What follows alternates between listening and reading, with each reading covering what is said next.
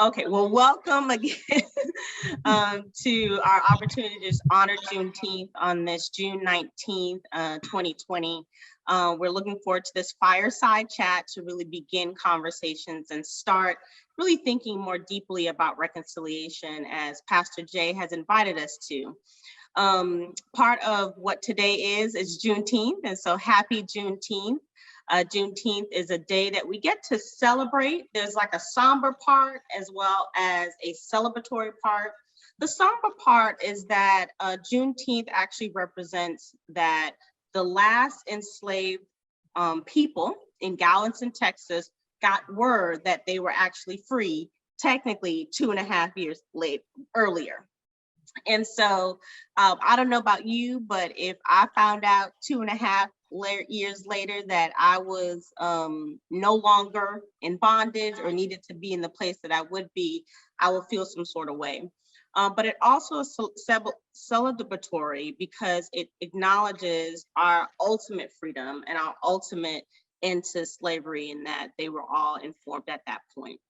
And so Juneteenth, thankfully it's a federal holiday now, is just an opportunity to become aware of where we have come, where we are going, and particularly in the context of Missions Reconcile, where we get to go as a church and as a people. And so we all know that the church represents you and I, and not necessarily just the building. And so tonight we are going to kind of share deeply about this work of reconciliation, talking more deeply with an invitation of Pastor Jay's book.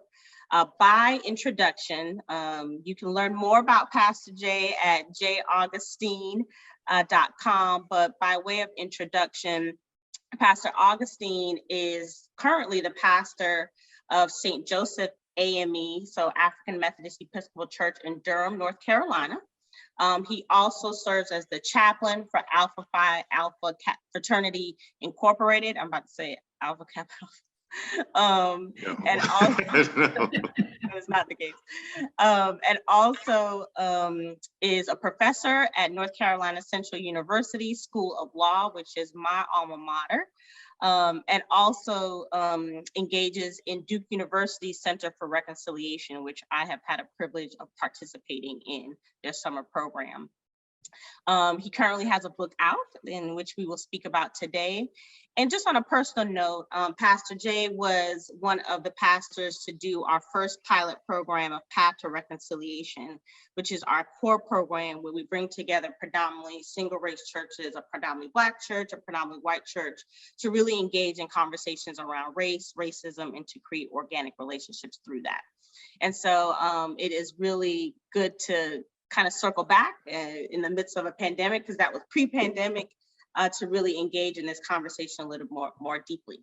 Good. Well, Pastor Jay, can you introduce yourself? Absolutely. The honor is mine. Thank you so much, number one, Cleta, for the opportunity to share and to be with you. And I salute, Cleta, your leadership for bringing us together in a space, a small circle where we can all talk and share. In a nutshell, a bit about me. I would like to consider myself a recovering lawyer. I'm a member of the Louisiana Bar. I don't plan to go in any courtrooms anytime soon. I'm now living in Durham, North Carolina. I was pastoring in downtown New Orleans. Historic St. James AME Church is the last congregation in Louisiana I served. It is the oldest predominantly Black Protestant church in the city of New Orleans, and the first denomination founded in the African Methodist Episcopal Church in the Deep South. I want to put that quantifier or that adjective Deep South in context, particularly because this past weekend was the 7th anniversary of the very untimely assassination and the massacre at Emmanuel AME Church in Charleston, South Carolina.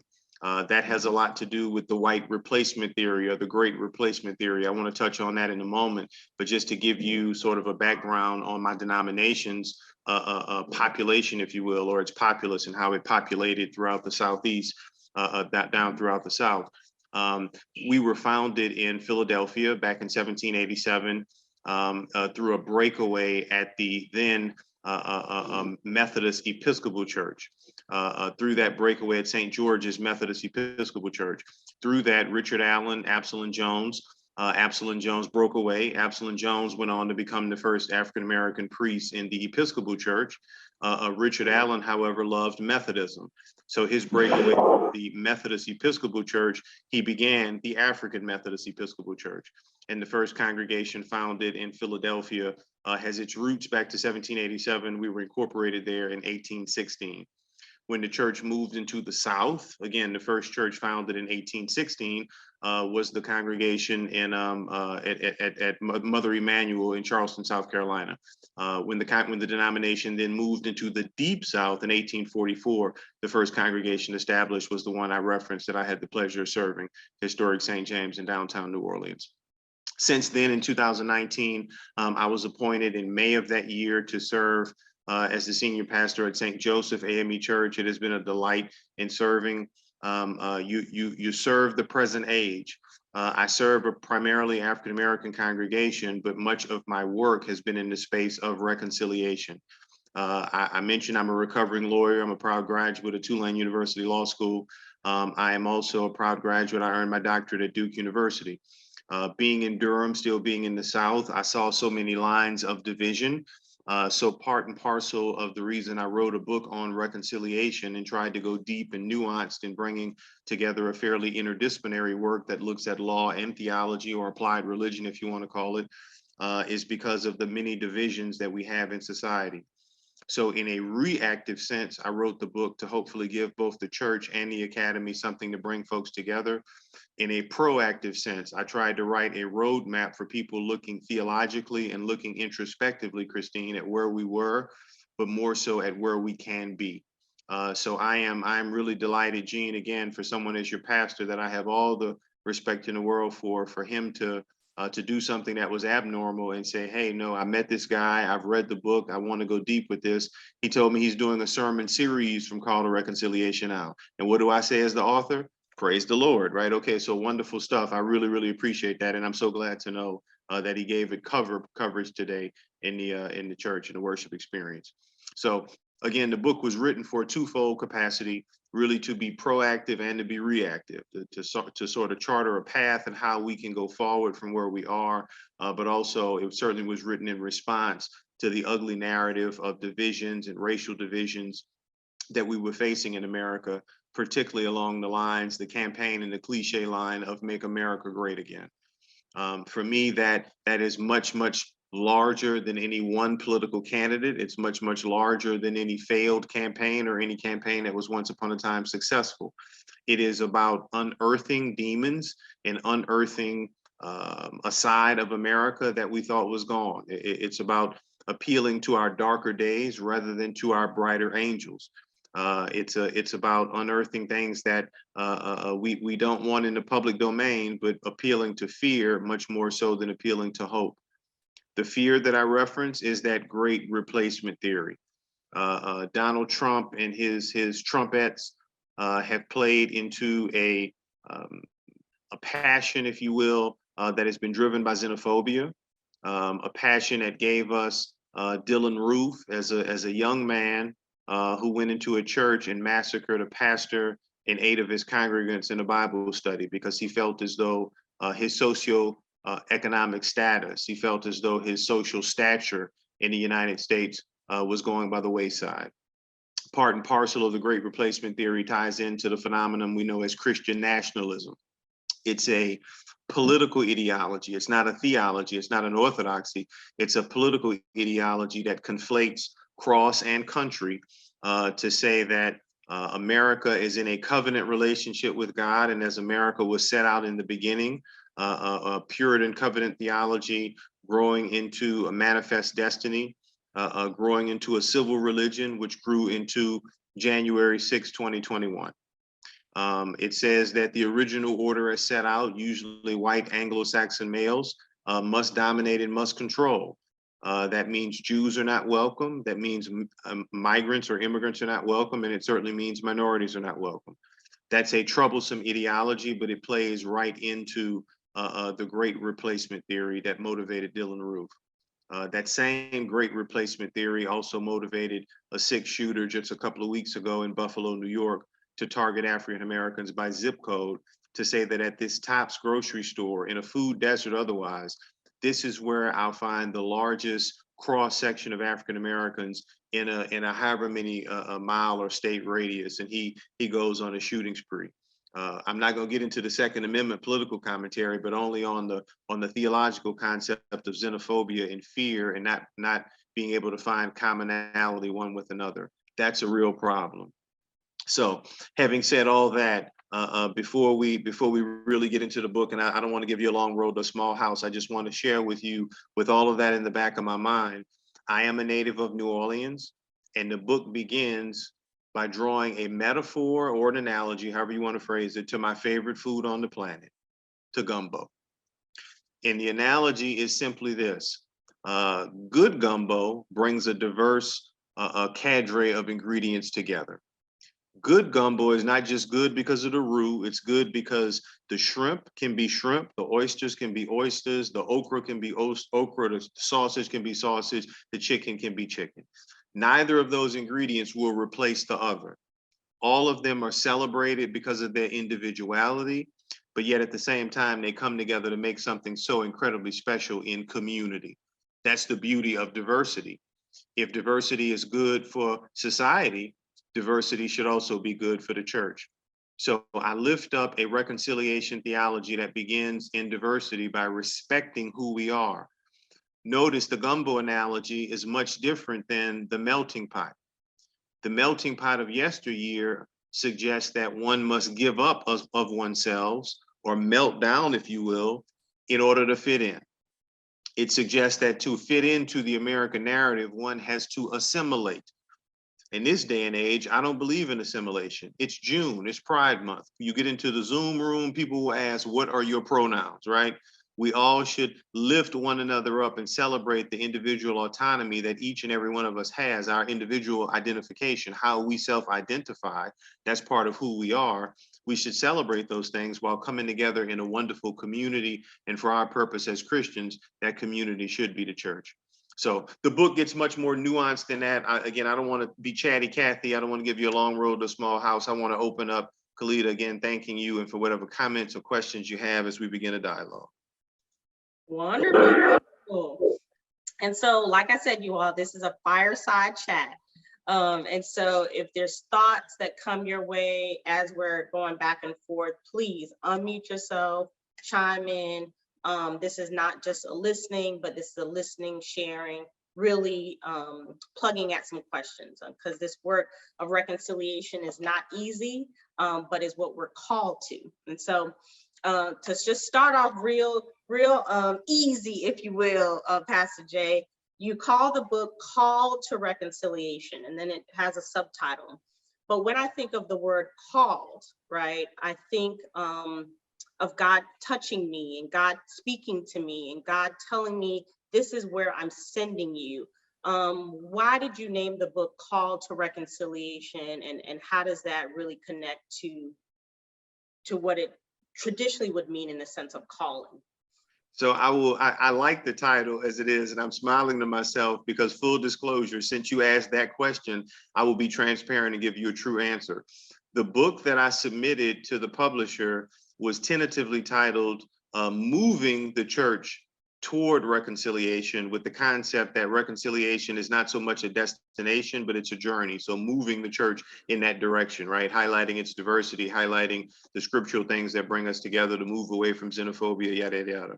The publishers actually came back and says, you know, we've read this and we've talked, and we think for marketing, as well as based on the substance of the book, Called to Reconciliation would be a better title. And I said, And I sat with that and I looked at it and I looked at it and I said, okay. And then I went, my comments and my thoughts were very much to what you just articulated. The Lord is moving us here. And so now to focus on your question, and that's the transparency side of it, but why I like the title Called, there is a very pivotal scripture that's used in the narrative of showing how people move past xenophobia and move to community. And that pivotal scripture is the Acts 10 narrative. And the book highlights Peter as a devout Jew. The book highlights Peter's leadership and Paul's theology in moving us toward a place of from salvific reconciliation to social reconciliation. And then it uses Martin King and the ministerial leaders, or the ministers and leaders, I should say, the civil rights movement, to show civil reconciliation in prophetic leadership and speaking truth to power. And then the book moves more into a contemporary space of every action having a reaction, the tension with evangelical Christians on the far right, more progressive Christians on the left, and the fights that have been going on that gave us Make America Great Again, right? But the pivot point, after laying a theological basis and before moving into sort of the historical or contemporary history, if you will, of where we are now, from the 1980 presidential election on, is that call that you reference. The Acts 10 narrative is so special because Peter is devout. Peter is a devout Jew, and he is about doing his father's business. Peter has a dream, goes to sleep on a rooftop, and Peter is famished. And now I'm going to give you, paraphrasing, this is the Jay Augustine version. It's in New Revised Standard Version. It's in King James Version. This is Jay Augustine version. Peter goes to sleep on the rooftop, and Peter has a dream, and God says, get up, kill and eat. And Peter sees a vision of a ham sandwich. Peter says, wait, Lord, I'm Jewish. God, did you forget I'm Jewish? I can't eat that. But Peter, go ahead right over here, kill and eat this. And there's a hot sausage sandwich. Peter said, a hot sausage po' boy. He says, look, Lord, I love New Orleans like everybody else, but I can't eat a hot sausage po' boy. I cannot do that stuff. That stuff is profane and it's just not clean. After engaging in unconscious bias, God says, how can you call profane that which I have made clean? Peter has a proverbial come to Jesus session, and he says in Acts 10:34, I now realize, King James Version, God is no respecter of persons, or in other translations, God shows no partiality among people. Peter then does exactly what Christine referenced in doing. You know, I'm not happy with where I was. I'm not happy with what was at the table here. I need to do some things differently. So Peter affirms that he would do some things differently. And Peter welcomes Cornelius as the first Gentile, the first non-Jew, and baptizes Cornelius and welcomes him into the church. And Acts 10 is where the church becomes a reconciling community. So hopefully that's not a long road to a small house, but in response to your question about the title Called, that's how we got to that piece. And in my mind's eye, the Called fits quite naturally with Peter's call to move into reconciliation, away from the phobias and the xenophobias of the past, but to move into an equality of personhood in the future. You said reconciliation is a journey, not necessarily something that we're going to quote unquote achieve.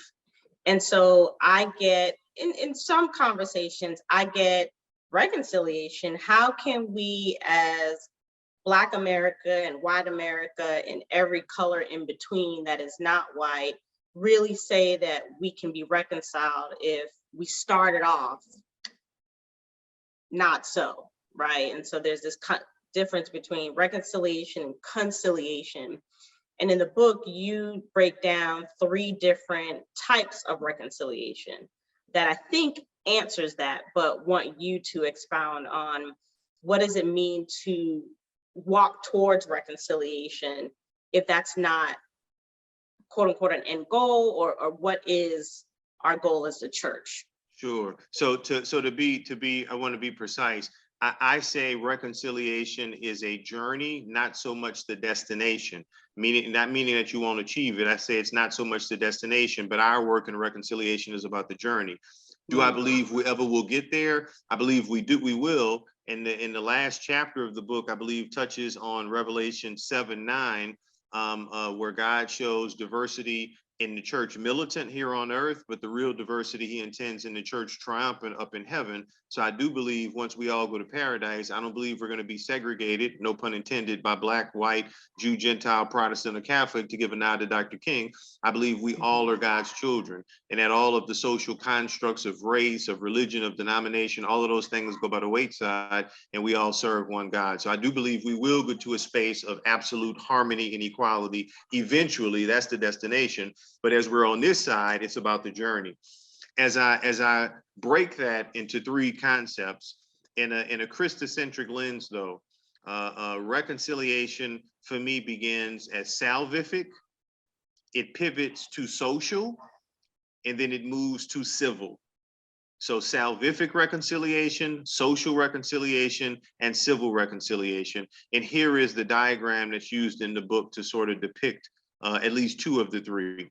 If you will have an image of the cross, if you can imagine the cross that Christ hang from, salvific reconciliation says that because of our Christian concept of original sin or ancestral sin, humanity was separated from God because of human sin, and all human beings consequently will sin.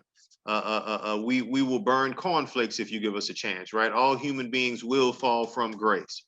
So as a result of that, Jesus' suffering, Jesus' death, Jesus' resurrection paid, or Jesus' suffering and death paid the price for us all. The vertical axis of the cross says we are reconciled in our relationship with God through Jesus.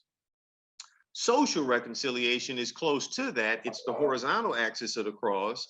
It says that humans are equal one to another, black and white, Protestant, Catholic, what have you, male, female, we are equal to one another because of Jesus. And social reconciliation is heavily rooted in Paul's theology, Paul's writing through his epistles. The close cousin, if not a sibling, but definitely a cousin to social reconciliation, then is civil reconciliation. And civil reconciliation is the element of prophetic resistance. It's when the minister is willing to literally or proverbially speak truth to power, or oftentimes in a literal context, speak truth to institutions of power. The great exemplar of that for me is Martin King in the civil rights movement.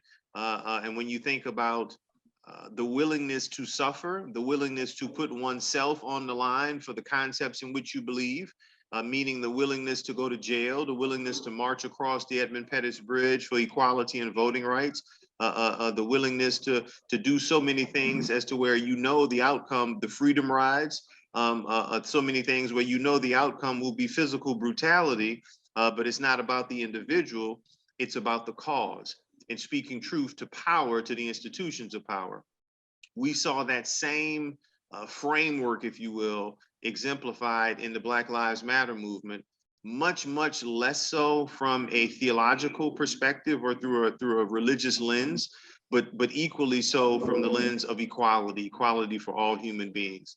So again, salvific reconciliation, saved through Jesus, social reconciliation, equal to one another because of Jesus, and civil reconciliation, the willingness to speak truth to power and to demand that if all means all, we hold these truths to be self-evident, that all people are created equal. We must be willing to hold government's feet to the fire. Anybody want to chime in? But so I want to take it step by step. So I can't say the word. It's a funny word, isn't it? Salvific. It is. Salvific. Okay, salvific. I believe that the church is doing that, right? If no pastor is doing salvific, then Jesus help us. And so that is like a check, right? We've got that. We're mastering that. What Mission Reconcile wants to insert in that is this pressure on this social reconciliation part, that they're not separate. And so I love the use of the cross as the vertical relationship with God, the horizontal relationship with one another, and that they're together. Like we don't just do one and we leave the other one. Like we've got a job to do on the social reconciliation part, as you name it.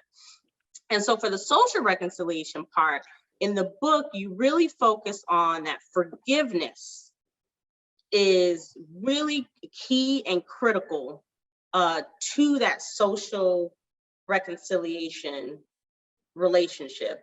Tell me a little bit more about this forgiveness piece.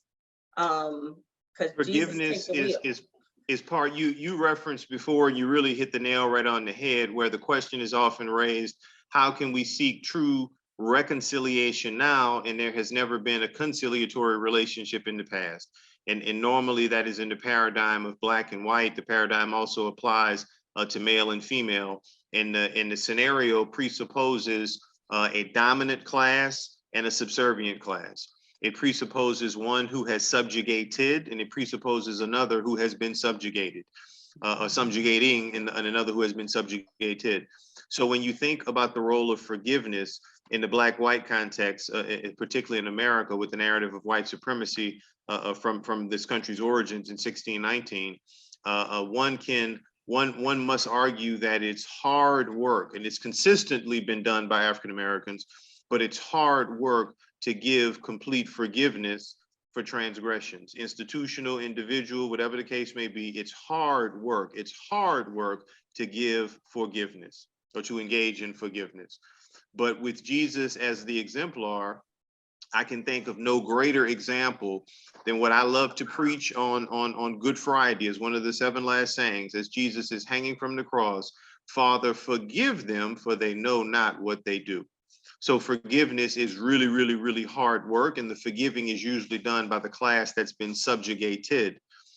The opposite side of that coin, however, the opposite side of the paradigm is the ministry of, I shouldn't call it a ministry, is a change in behavior. It's almost akin to where Christine went. I recognize that some things have been imbalanced here. I'm not happy with what I've seen. I'm now going to have a change in behavior, whether it's individual or it's institutional, but it's a change in behavior to change circumstances so that things that have perhaps inured to the institution's benefit or to the individual's benefit, we're willing to make amends and do things differently in order to meet halfway, if you will, the opposite side, the opposite class that's been engaging in forgiveness. That way, when you sort of act symbiotically like that, that's when you move toward reconciliation. That is one of the reasons, because, and that's equally hard work. Let me just own that and lift that up. And I want to celebrate Christine because she was so transparent in beginning the Zoom. Both of them are incredibly hard. But anytime someone owns up, as Christine did, I just want to lift that up and celebrate, because that is hard work, just as forgiveness is hard work. Both of those are very important in order to move towards some sort of conciliation and a relationship of social equality or social reconciliation, with, if you will, here on earth. Anybody want to chime in? No, you guys are liking my questions. Okay, great. If I can add to one thing that you mentioned, the two definitely go hand in hand, right? In terms of the salvific and the social, they should go hand in hand. But I just want to lift up a nuance that you all will often see. You often will hear people say, I don't want the pastor to give me politics. I just want him to give me Jesus. Okay, let me let that sit for a minute. If there's anybody who was engaged in politics, if there's anybody who was a political revolutionary, it was Jesus the Christ. Right. He was someone who was oppressed. He was ethnically discriminated against as a Jew in the Palestinian Roman Empire. But he is someone who, based on his ministry in trying to right wrongs and bring people together and live out what we would now commonly call reconciliation, King used to say that the church should never be so heavenly holy that she can be no earthly good. My point, to emphasize exactly what you said, we can't get so caught up on salvation in the kingdom to come that we forget about social inequities here in the kingdom at hand. The two have got to go hand in hand. So thank you, Kalita, for lifting that up. Speaking of that, you mentioned in the book MLK's challenge, which is that we also have to bear the spiritual and we also have to bear the social political in the church in order to go forth. Trivia, MLK has been gone from this earth since when, y'all? Trivia. You know, I know. 1968. Oh, good. All right. And so, wait, is it? It's April the 4th, 1968. Yes. Oh, all right. Good job. Good job. Okay. Look. You was getting nervous. And so my question, and I really do want to open this up to others too. And in addition to you, Pastor Jay, is how is the church doing as it relates to engaging in not only the spiritual, but also the social political? I mean, he left it for us. Talk about a guidepost or instruction manual. He said this is what we got to do. to keep it going. And, how is the church doing? So Jesus left the ministry. I apologize, Jean. Go ahead. I apologize. No, I was just going to say, the older I get, the more discouraged I get. The whole thing about the cross and salvation and all that, there's such a large percentage of so-called Christians who believe that their relationship with God is right in line, but they can't go past that. They can't see that it's a one-on-one. They miss the social gospel totally. Mhm. And, I just don't, no matter what we do, I think everybody's so brainwashed that we just can't change the way that we have been, what is that word? It's like, it's a culture. It's, if you grow up always hearing bad stuff or expecting less from other people, I don't see how it ever, the only thing I can hope for is that we can stop police from killing people. And if we could eliminate the guns that the shooters use, the assault weapons. But in terms of treating each other equally, the same, treating somebody else like you would treat your child, I don't think that's ever going to happen. And it's just so depressing. So there's a great read. The Reverend Dr. U.S. Senator Raphael G. Warnock wrote a book called The Divided Mind of the Black Church. He focuses on Black liberation theology in it, but the subtopic is piety or politics, and I'm butchering some parts of the subtopic, but to exactly what you lift up, Jean, the piety or politics. Those who focus on the individual relationship rather than the institutional good that's supposed to be done are focusing on piety. And they say that individuals should have the relationship with God, and that's all that matters. Saving souls is what matters. Let's get all of these individual souls saved. But when you think about the church's work that Jesus left to us, it really was institutional in terms of righting wrongs from someone who was marginalized, again, ethnically discriminated against as a Jew under the Roman Empire. He was about righting wrongs and systemic injustices that plagued his people, and consequently trying to right wrongs so no people would be plagued, so everyone would be equal. We have seen this tension, as I write about certainly in the second half of Call to Reconciliation. This tension has really played out in the United States, the conflation of religion and politics, if you will, particularly in leading up to the 1980 presidential election. And it now has been on steroids, all because of Roe v. Wade, or Roe v. Wade has been politicized and popularized as the lightning rod. When Ronald Reagan ran against Jimmy Carter still is, he's still alive and well, I hope, still alive, I pray well. But Jimmy Carter is an evangelical Christian. What a real evangelicals were abolitionists back with Frederick Douglass. Real evangelicals stood to share the good news. What we got in the 1980 election, when Ronald Reagan began courting the religious right with Jerry Falwell and others, that's some perverse version of evangelicalism that just took over. And Reagan gave the famous quote, "You can't endorse me, but I sure endorse you." And the evangelicals turned against one of their own, Jimmy Carter, and elected Ronald Reagan. And it all came to, what was popularized again is Roe v. Wade.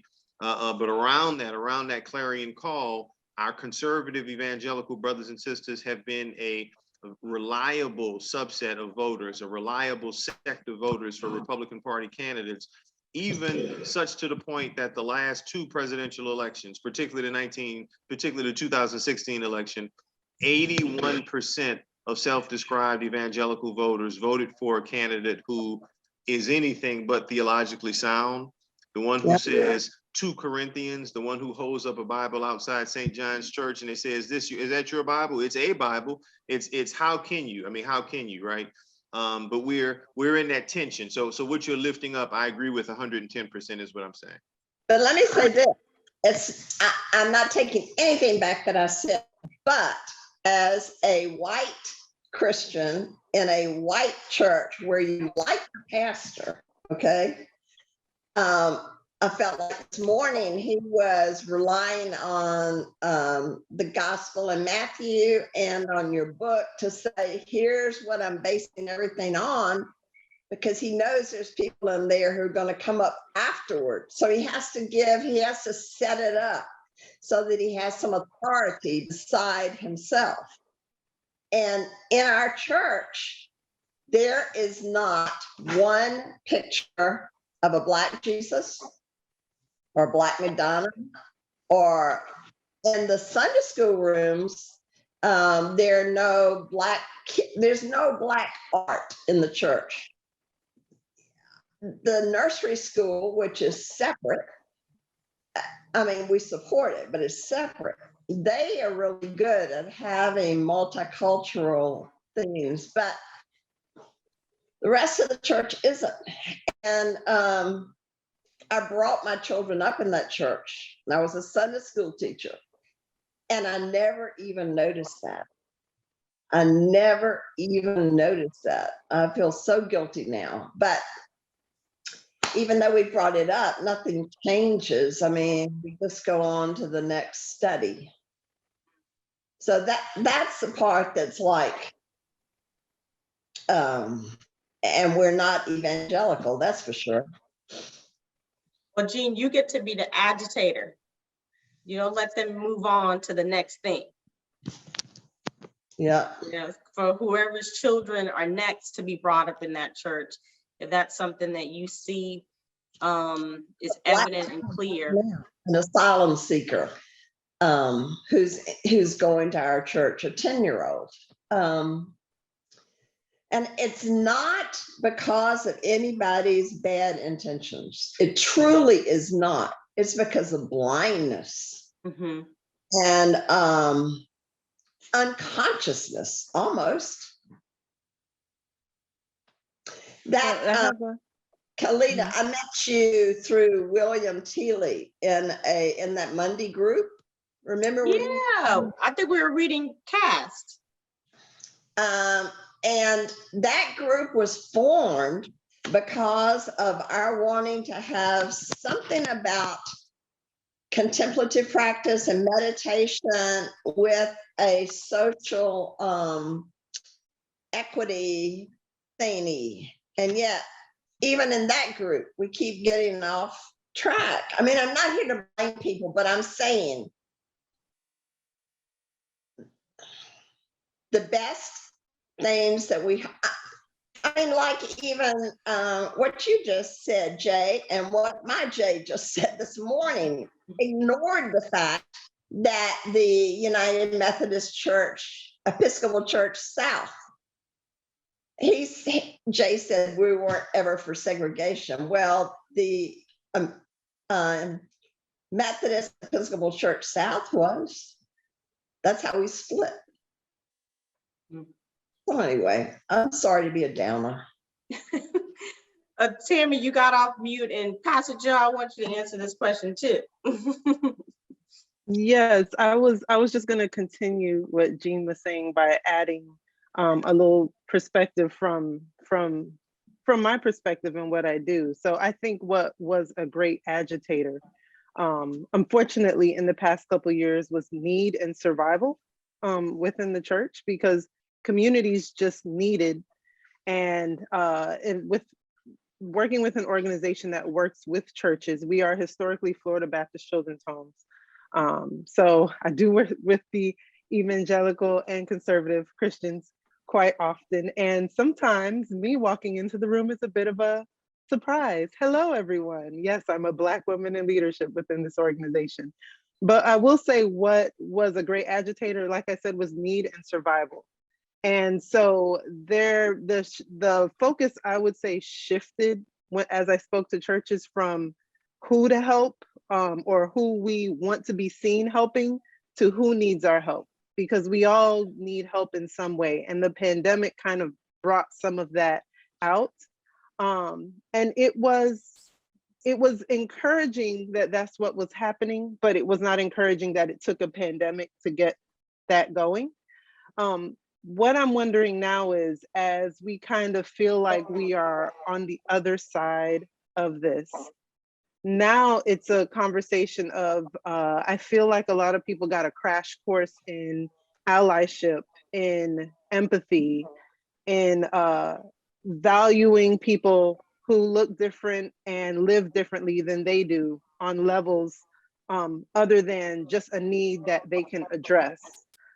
But as we come out of the pandemic, what can we do to remind them of where you were for the past 2 to 3 years, in saying, man, it doesn't really matter who I'm helping right now. I want to help who has the greatest need right now.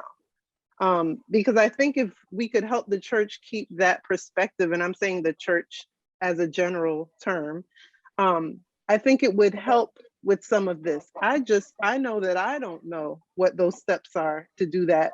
I know there will always be need to address, but can the church actually, one of the basic foundations of Christianity, helping others, can that help with the conversation of just supporting people where they are, not for where you think they should be, but just where they are and what they need, in aspects other than food, shelter, and religion? And that's my question. Also my thought as we were talking today. And that's the evangelical start, is like, what are you doing? And so the question then is like, what are the social political things to be doing? In addition to, are you doing it, right? And so there's the white savior complex for many churches. They're not really being in partnership with. And so I think the next layer is, what is this social political work to be done aside from that? I think is what you were just offering, Tammy. Pastor Joe, how's the church doing? Are we spiritual and moving into social political? Well, and obviously I've not read the book, Pastor Jay, but I did just order it while you were talking, because I said I got to read this. This salvific social civil thing is really fascinating to me, and speaking from where I spend most of my time, which is on the left side of a denomination that has moved to the left quite a bit, and is still predominantly white. But this is the season of church councils right now, and the Presbyterian Church started our General Assembly this weekend, and you look at the national leadership, and we look like a really wonderfully diverse denomination. And then you look at the congregations, and you go, no, not so much. And I, where my brain is going right now is, I'm not so worried about the salvific. I think I wonder if the left side of white church, the left side of the white church, is more comfortable going into the civil than doing the social. Sometimes we are ready. We will write a letter. We will go in a march. We will show up for a thing to a certain point. We are. At least my folks, we're Presbyterians. We're not that excitable, and we'll show up for stuff. And the chosen frozen, right? That's right. We'll show up for stuff. We will support. But to have the harder conversation about forgiveness, and that's what Mission Reconcile asked us to do. And we bumped up against some things. Some folks who consider themselves good social justice folks, when they had to have that social conversation about you and me, who shop in the same grocery store but don't talk to each other, or we grew up going to this school, or that, and what's going on even more locally, politically. I think that's where the group of people I'm with get stuck sometimes. We are happy to elect leadership that are black, brown, Latino, Asian American, whatever, as long as we don't have to have a hard conversation before doing it. And so I think we sometimes want to short circuit things because it's easier. That's deep. That's Yeah. deep. Well, I put this for about an hour. I have more questions, of course. But one of the things that you write in the book, Pastor Jay, is Dr. King formalized, so the Black church already had a history of being social political and being parts of movement just because of our resiliency, if you will. And then Dr. King, as you wrote, kind of formalized that, or like introduced the Black church to being part of this social political movement, if you will.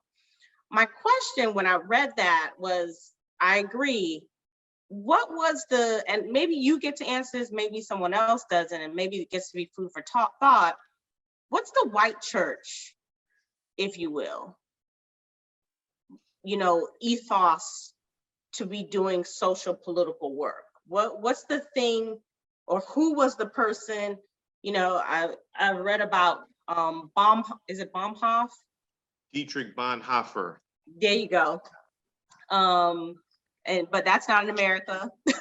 And so I don't know, food for thought there. We've kind of got our agitator and kind of a leader and a map, if you will. But we can't just do it by ourselves. Yeah, so as I think about the chronology that's laid out there in the book, you're absolutely right. The Black church, in speaking truth to power and prophetic justice, has a long history, pre-emancipation, certainly during Reconstruction, certainly during a period of redemption where folks who wanted power back said, we want our country back, post 1877, when the troops were withdrawn from the South. The Black church has always been, as Albert Roboteau called it, the invisible institution, the organizing infrastructure for African-American resistance, for social equity and the like. So King brought the church universal through the Black church into the civil rights movement. There are different theories as to when the movement actually began. I have written, actually, from a lawyer's perspective, that the movement began with the Supreme Court's 1954 decision of Brown v. Board of Education. I subsequently published, and in the book, I think I show my growth and my evolution. If you're going to talk about a movement, the movement can't just be 9 men in black robes that say the country should move in this direction. The movement has got to be a groundswell of people who come together around a common cause. So the church's entry into what I call the beginning of the civil rights movement was then in December of 1955. December 1st, 1955, of course, Rosa Parks' act of civil disobedience there in Montgomery, where she decided that she was, to paraphrase Fannie Lou Hamer, tired of being sick and tired, right? Would not go to the back of the bus. So it was a very orchestrated, very calculated attempt for her to give passive resistance, civil disobedience to discriminatory laws. And after she went to jail, a young minister, 26 years old there, his first pastorate in Montgomery, the older black established ministers said, who's willing to go forward? They all took a step back, and who was left standing there was the 26-year-old guy who just came to town.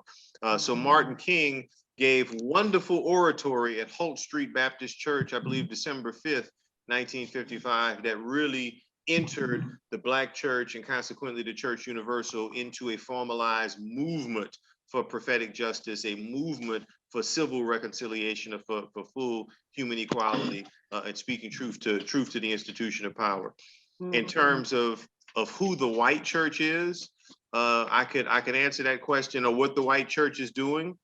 I would say that there were a number of white clergy persons, and eventually so many members of what we now would identify as the progressive wing of the church, many of whom are white, are actively engaged, as Pastor Joe lifted up. I mean, actively engaged in the civil resistance, no question, no compunction whatsoever. This is wrong, and we're going to speak truth to power, right? Actively engaged.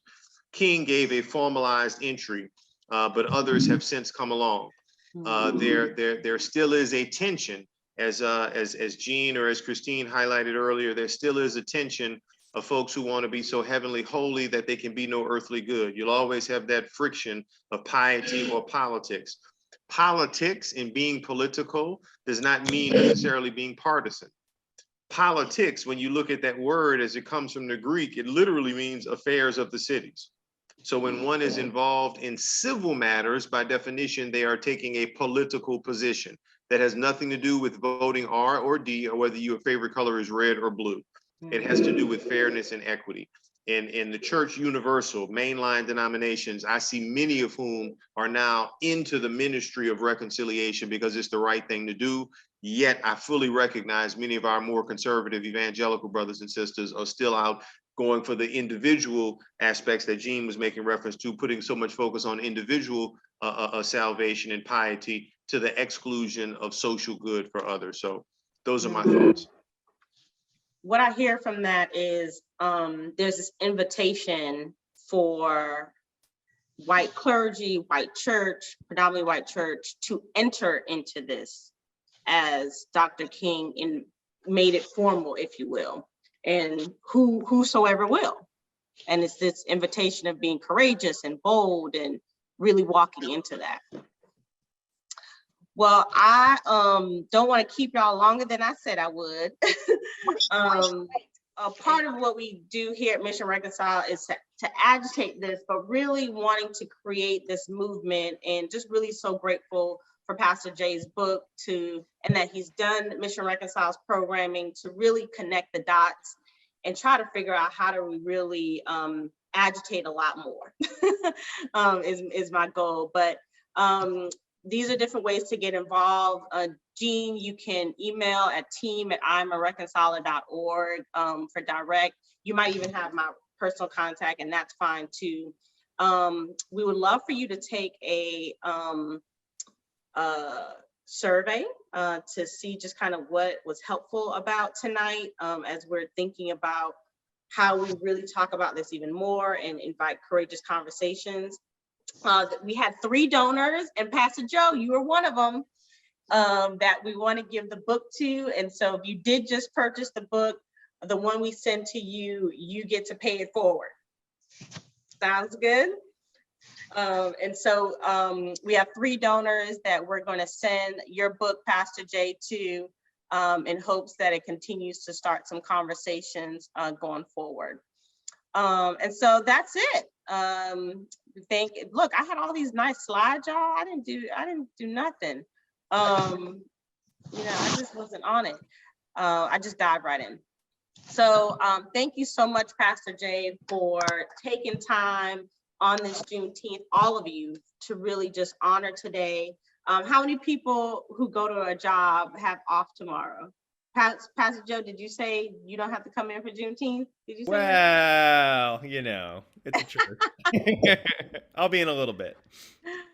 And so I'm just really excited that it's a federal holiday. I think that is very agitational as well, and just an opportunity to take a deeper dive. And so I always say, who was supposed to be here, right? Who do you know that was supposed to be a part of this conversation and could have benefited from this conversation? Invite them next time. Start a conversation with them with this conversation, and just continue to engage and dive deeper. And so we're about coming up with solutions, and we're here for it because we're called to do it. And so I don't know, Pastor Jay or Pastor Joe, who wants to close us out in prayer? Pastor Jay, you want to close us out in prayer? Absolutely, because we are called to reconciliation. Absolutely. Let's go before the Lord. Heads are bowed, eyes are closed.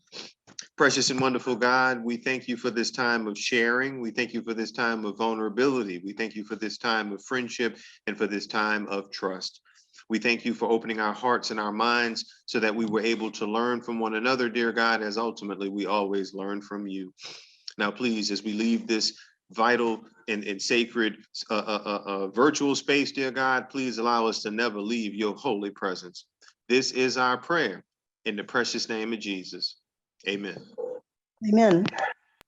Amen. Amen. Well, happy Father's Day yet again, and happy Juneteenth. I just dropped a link in the chat. If you take a little bit of a moment to take the survey, we would appreciate it. And yeah, going forward. Thanks so much, Christine, for joining, and Jean and Pastor Joe.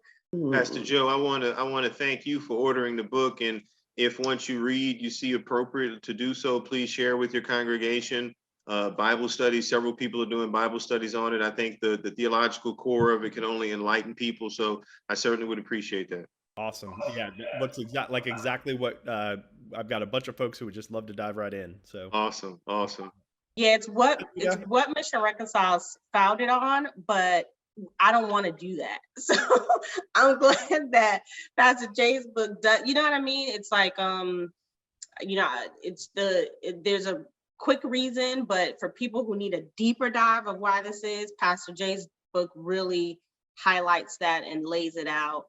And so I'm very appreciative of it. And I look forward to using it as a foundation as we connect more churches. And now I'm about to call Pastor Jay at Rain and see what's possible for Path to Reconciliation. Awesome. And so that'll be good. Well, all right. Well, y'all have a good evening. If we were all in the same place, we would have had food. But if we were all in the same place, we probably wouldn't be in the same place. So there's that.